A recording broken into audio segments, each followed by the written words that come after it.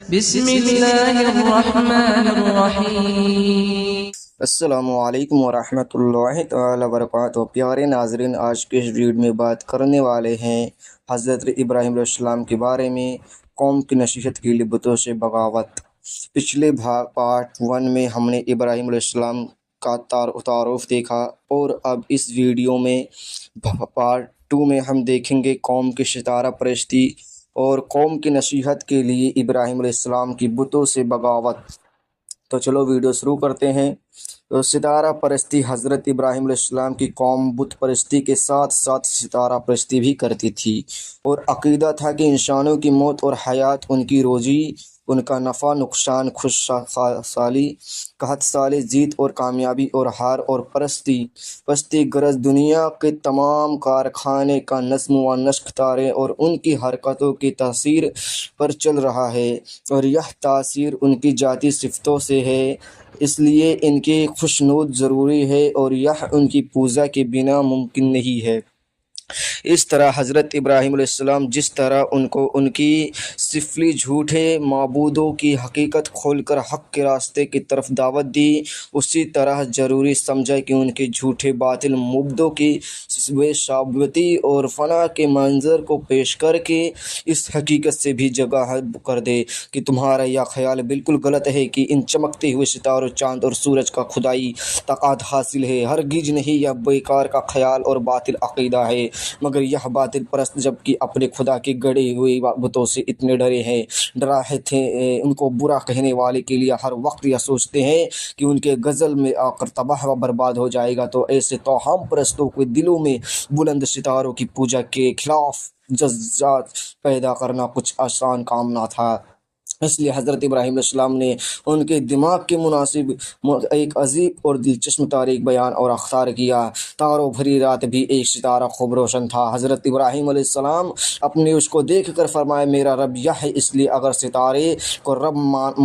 مان سکتے ہیں تو یہ ان میں سب سے ممتاز اور روشن ہے، لیکن جب وہ اپنے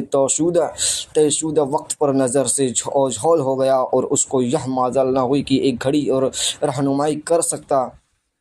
اور کائنات کے نظام سے ہٹ کر اپنے پوجنے والوں کے لیے جارتگاہ بنا رہتا،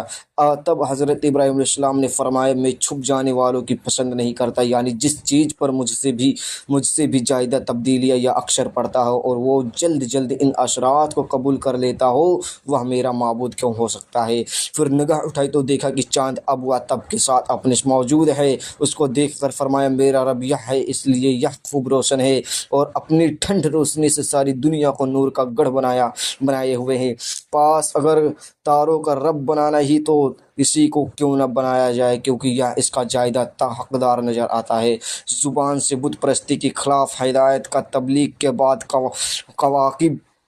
پرستی، تارہ پرستی کی رد میں ظاہر فرمائی، اور ان کو قوم کو مقابلے میں ان کو روشن اور کھلی دلیلوں سے سربلندی عطا فرمائی۔ ان تمام روشن اور کھلی دلیلوں کے بعد بھی جب قوم نے اسلام کی دعوت قبول نہ کی اور بت پرستی اور کواکب پرستی میں اسی طرح پڑی رہی، تو حضرت ابراہیم علیہ السلام نے ایک دن جمہور کے سامنے جنگ کا اعلان کر دیا کہ میں تمہارے بتوں کے بارے میں ایک ایسی چال چلوں گا جو تم کی جیت کر ہی چھوڑو گے۔ اس معاملے میں متعلق اصل صورت حال یہ ہے کہ جب ابراہیم علیہ السلام نے آزر اور قوم کے لوگوں کو ہر طرح بت پرستی عیبوں کے ظاہر کر کے اس میں باز رہنے کی کوشش کر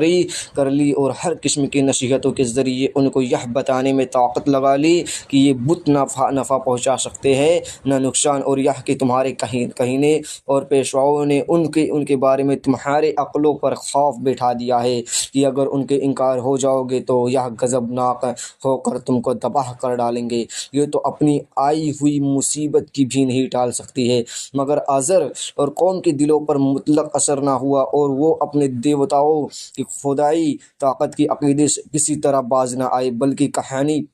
کہینوں پر سرداروں نے ان کو اور زیادہ پکا کر دیا اور ابراہیم علیہ السلام کی نصیحت پر کان دھرنے سے سختی کے ساتھ روک دیا۔ तब हज़रत इब्राहीम अलैहिस्सलाम ने सोचा कि मुझको रुश्द व हिदायत का ऐसा पहलू अख्तियार करना चाहिए जिससे लोग यह देख लें कि वाकई हमारे देवता सिर्फ लकड़ियाँ और पत्थरों की मूर्तियाँ हैं जो गूंगी भी हैं, बहरी भी हैं और अंधी भी हैं, और दिलों में यह यकीन बैठ जाए कि तब वह तक उनके बारे में हमारे कहीनों पर सरदारों ने जो कुछ कहा था वह बिल्कुल गलत और बेशर्फ बेपैर की बात थी, और इब्राहीम अलैहिस्सलाम की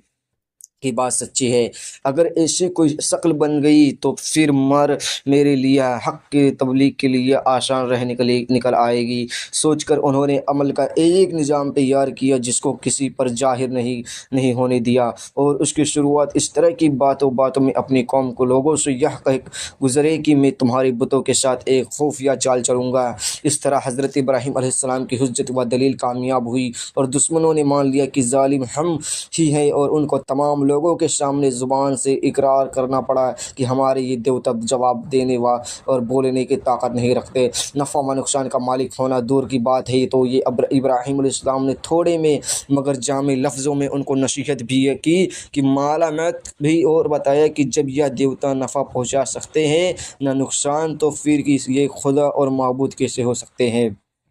अफसोस तुम इतना भी नहीं समझते या अकल से काम नहीं लेते। फरमाने लगे, क्या तुम अल्लाह को छोड़कर उन चीज़ों को पूजा करते हो जो तुमको ना कुछ नफ़ा पहुंचा सकते हैं और ना नुकसान दे सकते हैं। तुम पर अफसोस है और तुम्हारे इन झूठों माबूदों पर भी जिनको तुम अल्लाह के सिवा पूछते हो। क्या तुम अकल के से कौम नहीं लेते। अल-अंबिया 21:67। पास सब हल्ला करके इब्राहीम अलैहिस्सलाम के गिर्द जमा हो गए। इब्राहीम अलैहिस्सलाम ने कहा कि जिन बुतों के हाथ से गढ़ते हो उन्हीं को फिर पूजते हो, और असल यह है कि अल्लाह ताला ही तुमको पैदा किया है और उनको भी जिन कामों को तुम करते हो असफरत है। हज़रत इब्राहीम अलैहिस्सलाम की इस वाज व नसीहत का असर यह होना चाहिए था कि तमाम कौम अपने बातिल अक़ीदों से तौबा करके सही दीन को इख्तियार कर लेती और टेढ़ा रास्ता छोड़कर सीधे रास्ते पर चल पड़ती। लेकिन दिलों का ढेर, नफ्स की सरकशी, घमंडी जहनीत और बातिनी खबाशत व नचनी चपन ने इस ओर न आने दिया, और इसके ख़िलाफ़ उन सब ने इब्राहीम अलैहिस्सलाम की अदावत व दुश्मनी कर नारा बुलंद कर दिया और एक दूसरे से कहने लगे कि अगर देवताओं की खुशनुदी चाहते हो तो उसको इस गुस्ताखी और मुजरमान हरकत को सख्त सज़ा दो और दहकाती आग में जला डालो ताकि उसकी तबलीग व दावत का किस्सा ही पाक हो जाए। इंशाअल्लाह अगली वीडियो में पार्ट 3 में देखेंगे बादशाह का इस्लाम की दावत और इब्राहीम अलैहिस्सलाम को सज़ा के तौर पर तैयार की गई हुई दहकती आग ठंड कैसे हो जाती है। तो दोस्तों, अगली वीडियो देखने के लिए हमारे चैनल को इस्लामिक दीनियात ऑफिशियल सब्सक्राइब करें और बेल आइकन का बटन न दबाना भूलें ताकि हमारी हर वीडियो आप तक ज़रूर पहुँचे। अस्सलामु अलैकुम रहमतुल्लाहि व बरकातुहू।